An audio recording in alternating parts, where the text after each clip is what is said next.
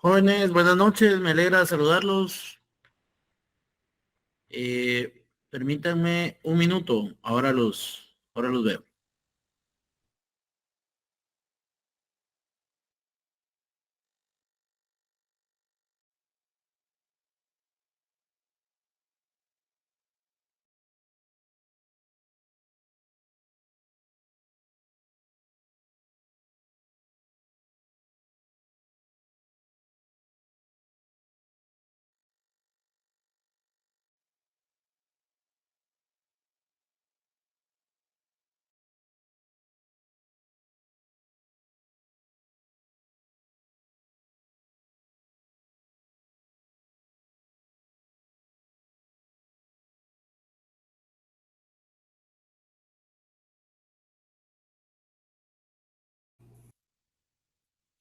Bueno, me alegra mucho el poder saludarlos. Tengan todos una muy buena noche.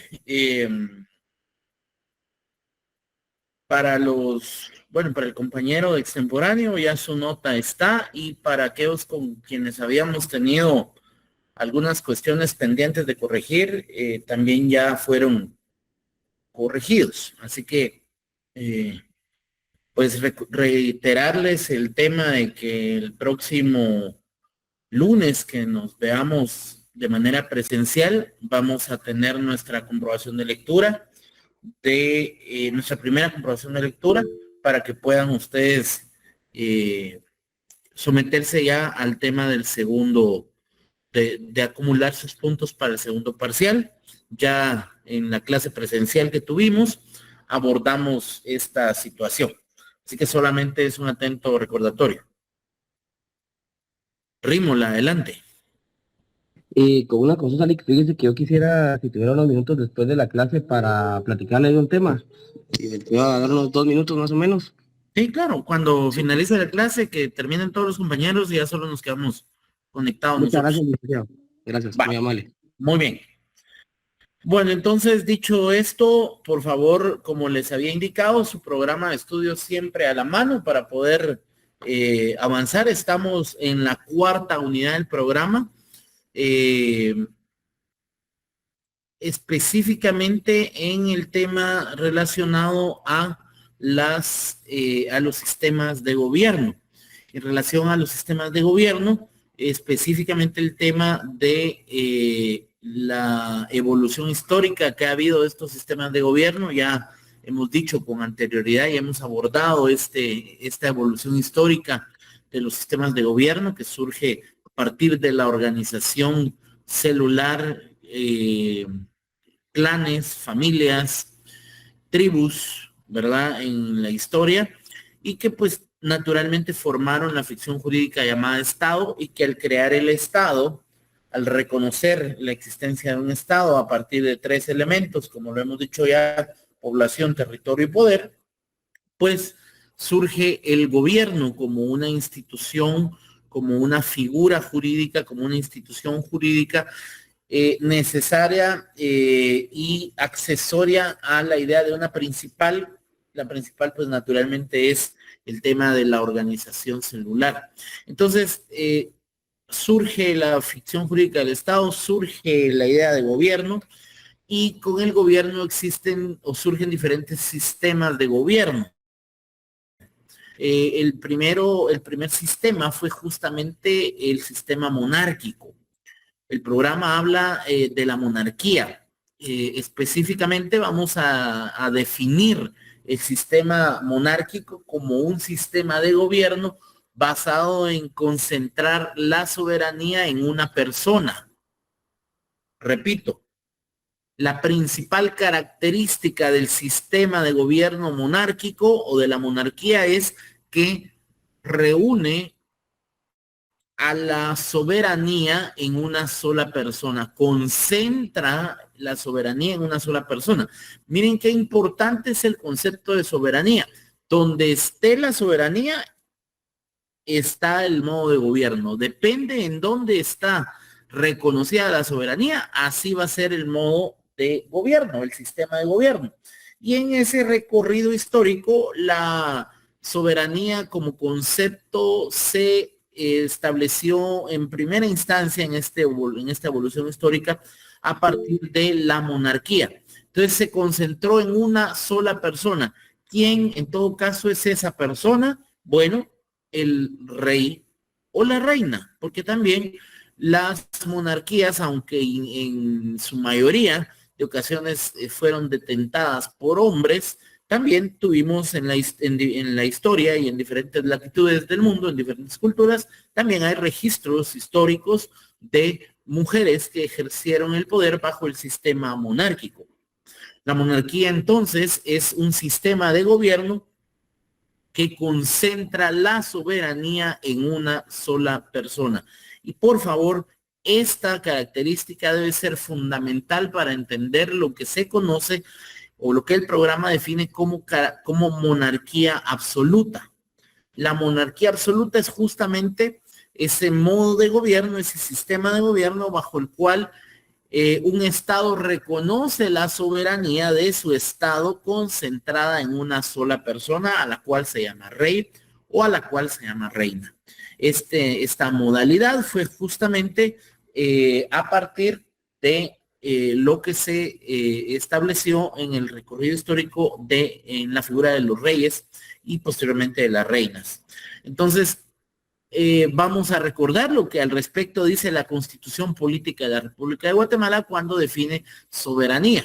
Recuerdan que estuvimos abordando lo concerniente al artículo 141 al 153 de la Constitución Política de la República de Guatemala, particularmente la Constitución Política de la República de Guatemala, cuando aborda el tema de la soberanía, lo hace a partir de la concepción de que la soberanía radica en el pueblo, quien la delega a través del voto en sus autoridades. En este caso, en el caso específico del sistema de gobierno de la monarquía absoluta, en la monarquía absoluta esta soberanía, es decir, este ejercicio de poder, básicamente se centra en la concentración de la soberanía en una sola persona, llamada rey o llamada reina. Entonces esa es la monarquía absoluta, ¿sí? En donde todo el poder, la soberanía está concentrada en una persona. Y es que el concepto de soberanía es tan importante porque hoy en día nuestro sistema político nos ha obligado a hablar mucho de soberanía.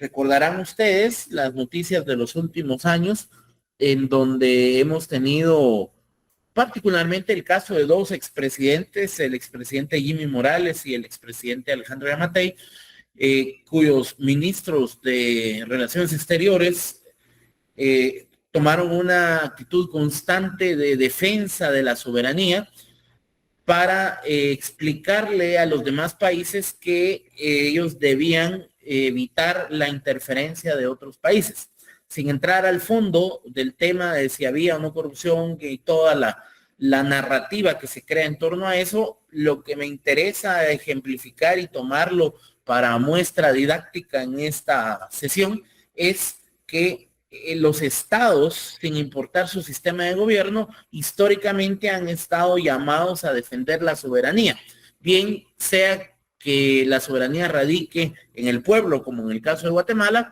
o en el pasado, como en los casos específicos donde la soberanía radicaba en una persona.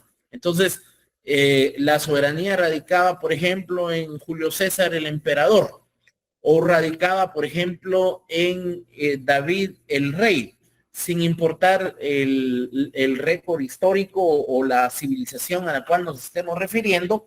La soberanía radicaba en la persona, radicaba en el rey, radicaba en la reina. ¿Por qué es importante? Entonces la pregunta es, ¿por qué eran las guerras? ¿Por qué en el pasado los pueblos se enfrentaban en guerras, en combates a muerte? Quizás tengamos muy presente en esta generación el tema de las películas que Hollywood ha sacado respecto a los romanos y aquella famosa película de los griegos o de los vikingos o de los, bueno, hay diferentes series y películas que actualmente han salido que cuentan los relatos del mundo antiguo en donde los ejércitos de un estado se enfrentaban a los ejércitos del otro. ¿Para qué? ¿Para defender la soberanía de sus estados? No, para defender al soberano rey, porque los ejércitos estaban dados a la defensa de la soberanía. Si se dan cuenta, entonces, el concepto que ha viajado en la historia, sin importar si ha sido monarquía absoluta, monarquía constitucional, de la cual vamos a hablar posteriormente, si ha sido feudalismo, si ha sido democracia, si ha sido república, si ha sido cualquier modalidad de gobierno, hay un concepto que ha viajado en la historia desde el principio hasta la fecha actual, y ese concepto es el concepto de soberanía. ¿Por qué? Porque entonces la soberanía es lo que defienden los ejércitos. Entonces los ejércitos del mundo antiguo defienden al rey porque el rey es el soberano.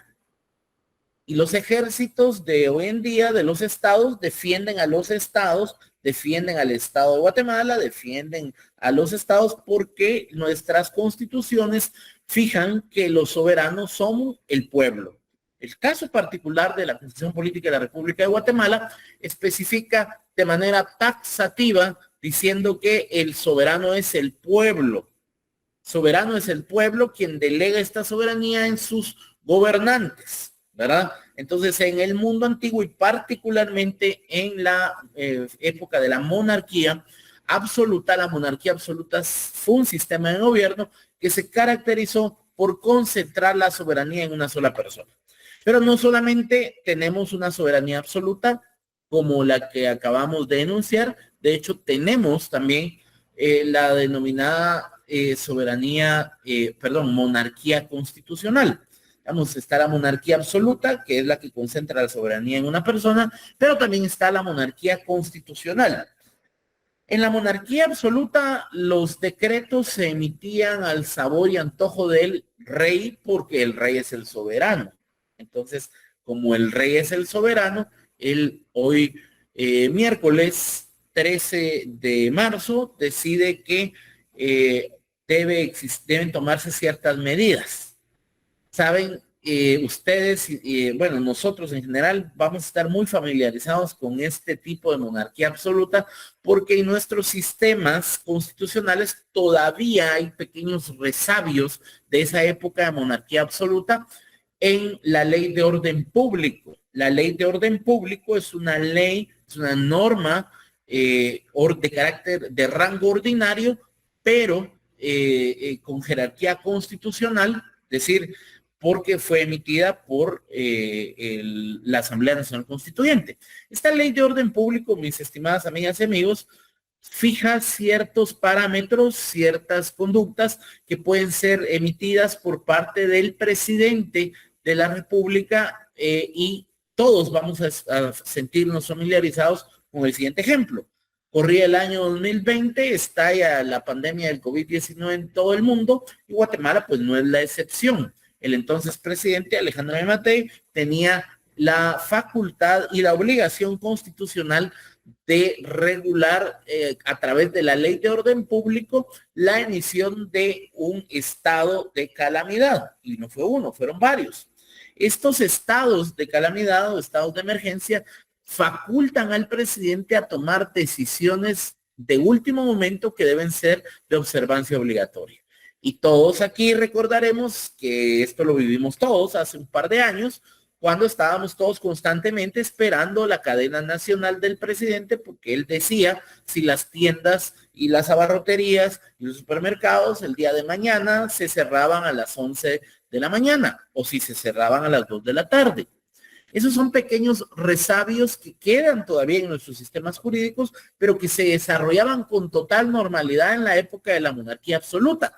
Por eso es que los estados de calamidad y la ley de orden público es una ley que se debe utilizar con mucha cautela porque básicamente lo que hace es desenterrar las figuras más paleolíticas y menos civilizadas del derecho que se entienden por una emergencia, pero que deben usarse con mucho cuidado. Entonces, por eso les digo, la monarquía absoluta le permitía en aquellos años al soberano rey de turno en un imperio tomar las decisiones y emitir los decretos y las leyes que le vinieran en gana. Entonces podía hoy a las 10 emitir un decreto donde obligaba a que el día de mañana la jornada laboral en todos los lugares ya no era a las 8, sino era a las 10, por decir un ejemplo. Estoy hablando del ejemplo del mundo antiguo, ¿verdad? No, eso obviamente es solo para efectos de explicación. La monarquía absoluta le permitía al soberano, en el ejercicio de esa soberanía, valga la redundancia, el tomar decisiones de carácter arbitrario sin procedimientos y emitir decretos, porque esa es la monarquía absoluta, nadie más se involucra. Luego evolucionó a lo que se conoce como la monarquía constitucional. Ojo, que esto es clave entenderlo y va a ser pregunta de examen. Ya expliqué ampliamente cómo funciona y qué es la monarquía absoluta. Hablemos ahora de la monarquía constitucional. A diferencia de la monarquía absoluta, en donde el soberano hacía lo que quería, cuando quería, en los términos que quería, en la monarquía constitucional la soberanía le sigue perteneciendo, ¿verdad?, a una persona, pero esta persona está limitada a actuar en el marco de lo que se conoce como una carta magna, un pacto social o una constitución. Entonces, en la monarquía constitucional tiene ya el soberano ciertos límites sobre los cuales podrá actuar. Entonces, esta monarquía constitucional tiene dos modalidades. La monarquía constitucional tiene dos modalidades. Una monarquía constitucional pura y una monarquía constitucional parlamentaria. En la monarquía constitucional pura, cuando se funda el Estado, se crea la figura del rey soberano y también se dicta un compendio de normas generales a la cual se le denomina pacto social o constitución. Esta constitución rige los designios y las decisiones del soberano rey, el cual puede ser soberano y ejercer su soberanía en el marco de las limitaciones que le fije para el efecto de la constitución. El soberano rey y la constitución gobiernan, nadie más. Esa es una modalidad. La otra modalidad, el otro sistema de gobierno es la monarquía constitucional en su modo parlamentario. ¿Qué es la monarquía constitucional en su modo parlamentario? Miren, la monarquía constitucional en su modo parlamentario tiene dos filtros para limitar al soberano. Es decir, el soberano ejerce su función pública y ejerce su soberanía en el marco de lo que establece la Constitución. Pero la Constitución la dirige un grupo de personas en representación que son un contrapeso, que se llaman parlamento. En el avance histórico, los parlamentos nunca fueron tan amplios como los que conocemos hoy. De hecho, para los griegos el parlamento debía ser pequeño, mientras más pequeño mejor. Hoy en día, dependiendo de los estados, tenemos parlamentos de todo tipo. Quizás el caso del vecino país, El Salvador, es un ejemplo muy interesante de cómo ellos lograron recortar su parlamento para bajar el número de representantes y tener un parlamento más selecto, más pequeño y que priorice la calidad y no la cantidad en el proceso de la representación. Entonces, básicamente, la monarquía constitucional en su modo parlamentario supone que el soberano rey, sobre el cual descansa la soberanía, puede tomar decisiones, puede tomar acciones en el marco de las limitaciones que le fija la Constitución, pero también debe estar sujeto a que esta norma constitucional puede y va a ser constantemente actualizada y defendida por un grupo de personas que integran el Parlamento o el Congreso y se vuelven una especie de contrapesos, aclarando por supuesto que esto tampoco es una república todavía, porque la república se observa con fecha posterior en el recorrido histórico. Entonces, estamos ahora concentrados en la monarquía absoluta, monarquía constitucional, que ya expliqué puede ser en su modo puro o en su modo parlamentario. Y explicado esto, entonces pasaríamos ahora sí a explicar la república. Vean ustedes que en la monarquía absoluta, en su modo parlamentario, lo que tenemos solamente son dos poderes. Es decir, el poder del soberano para mandar y el poder del parlamento para controlar o limitar el ejercicio del poder del soberano rey. Pero no se reconoce al parlamento como un segundo poder o tampoco hay vestigios de un organismo judicial o de un aparato de justicia independiente como sí ya existe en la República. La República ya es otro modelo de gobierno, de sistema de gobierno. En ese recorrido histórico, la República aparece justamente como un contrapeso a lo que se establecía en la Edad Media, como ya lo hemos abordado en otras sesiones, en donde habían dosis sustanciales de autoritarismo y se requería de balancear el poder. Por eso surge la República como una teoría al principio que de hecho deviene desde el mundo antiguo. La República, aunque cobra vigencia posteriormente a la Edad Media y se convierte en el estandarte del sistema de gobierno de la época posterior a la Edad Media, no quiere decir que haya surgido ahí. De hecho, la República de Platón es una de las principales obras del mundo antiguo, específicamente de la cultura griega del mundo antiguo. Platón escribe la República para explicar sus ideas en torno a este sistema de gobierno que busca dividir, segmentar la soberanía que estaba concebida como un poder absoluto que le era concedido al soberano rey en la mayoría de casos históricos. Pues esto tenía vigencia a partir de una concepción teológica o teocrática en donde se creía que el dios o los dioses le designaban a los gobernantes el poder. Entonces naturalmente se concebía a la soberanía como esa dosis única de poder. La República cuestiona esa figura que se tiene de la soberanía y plantea una soberanía dividida en pedazos iguales para toda la cantidad de personas que habiten un territorio y que conformen un estado. Se toma entonces, según la República de Platón, una pequeña sinopsis o una analogía para entender, digamos, cómo es que funciona esta situación a partir de esta figura de quebrar un cristal, teniendo el concepto de que la soberanía es un cristal poderoso que otorga los plenos poderes al rey.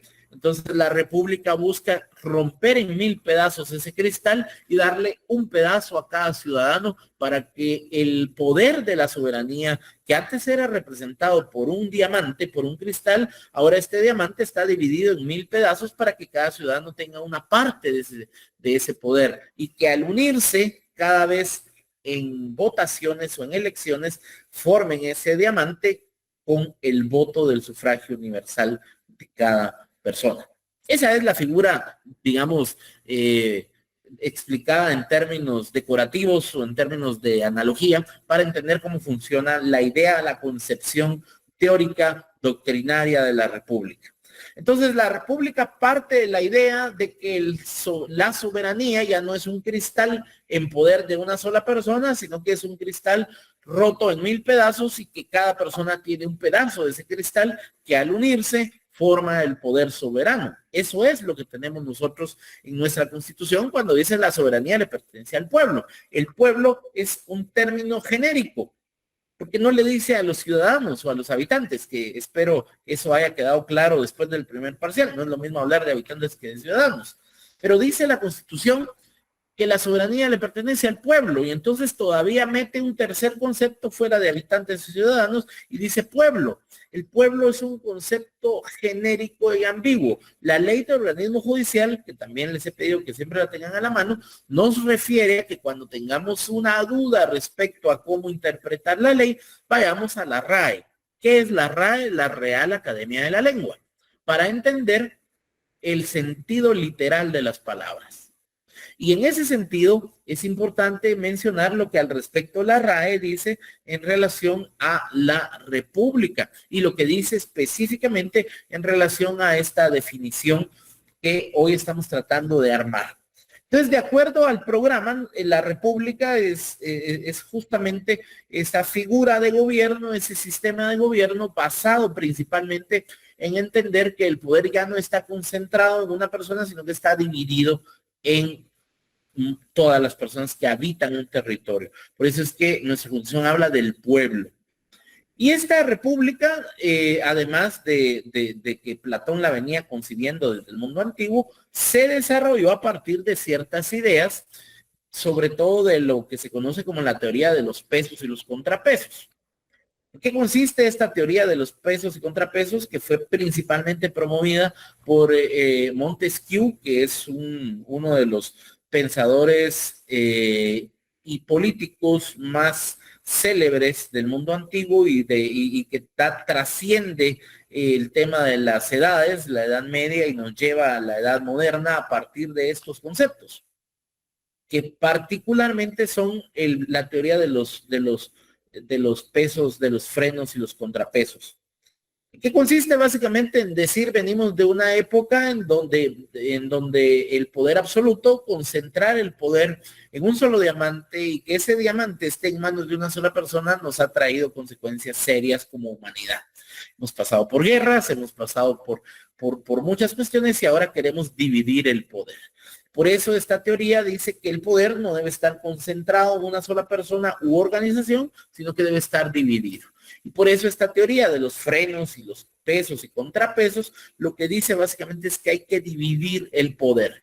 Y lo que establece es que el poder debe dividirse básicamente en tres grandes grupos.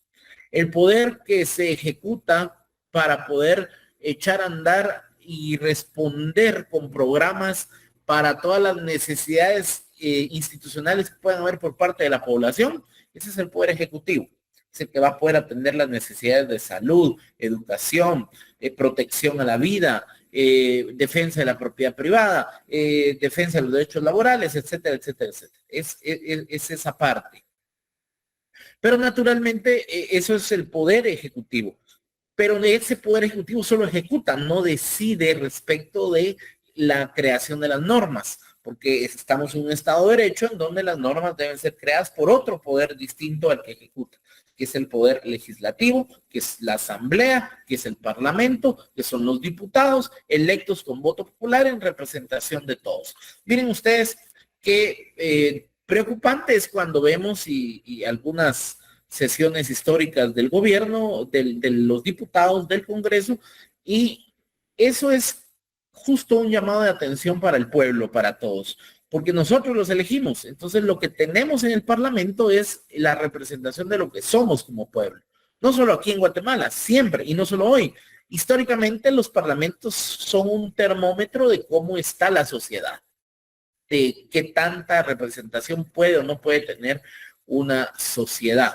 Eso es importante para entender entonces el poder legislativo, pero también esta teoría de los frenos, los pesos y los contrapesos establece que debe haber un tercer poder, que es el poder judicial, que son las cortes, que son los que deben permanecer autónomos al ejecutivo, al legislativo, y que se dedican básicamente a juzgar y a resolver los conflictos entre particulares. Esos son los jueces y los magistrados, ¿ya?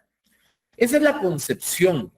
Por eso es que en la República el poder de la soberanía ya no está concentrado en una persona, sino que está disperso en miles de pedazos en todas las personas que somos habitantes de un determinado territorio. Nosotros tenemos una parte de ese hermoso cristal y al unirnos cada vez que vamos a votar, pues podemos naturalmente ejercer esa soberanía.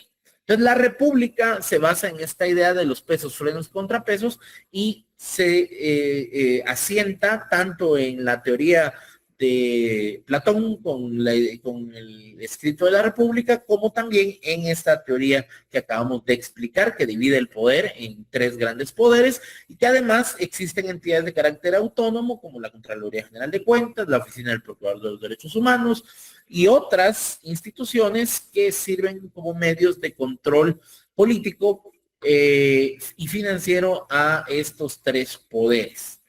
Entonces, a eso me refiero con la república. Y esta república tiene dos modalidades, según el programa. tiene una modalidad directa y una modalidad indirecta.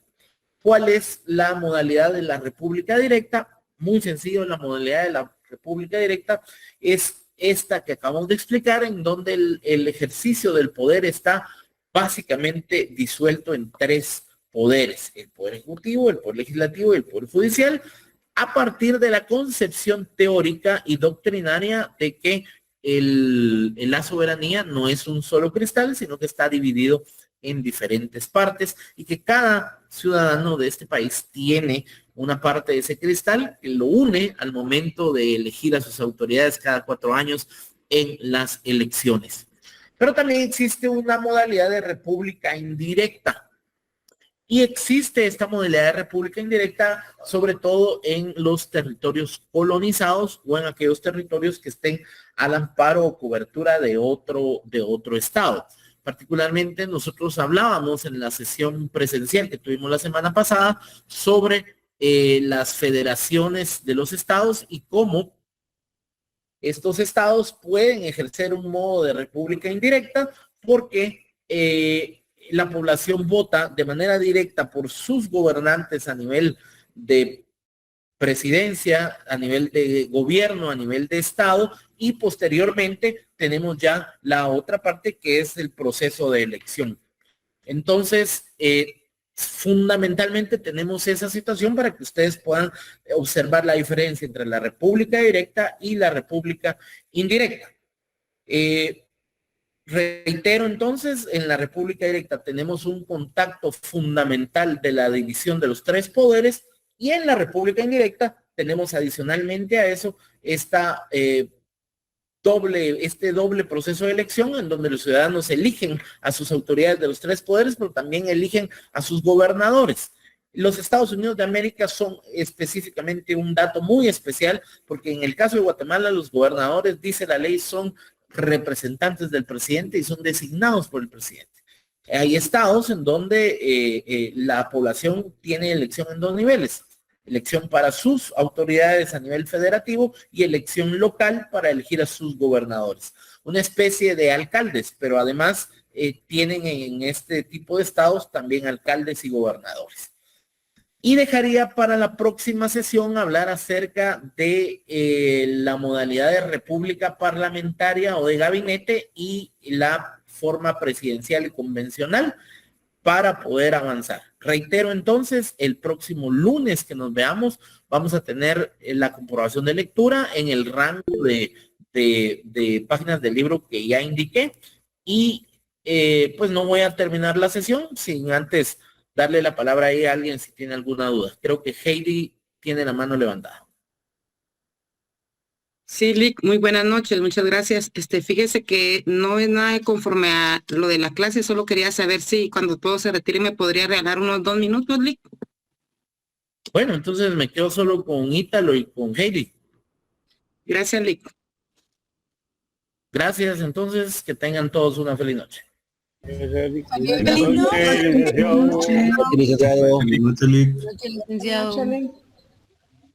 A las 2 personas que se van a quedar conectados, yo regreso en 2 minutos, solo espero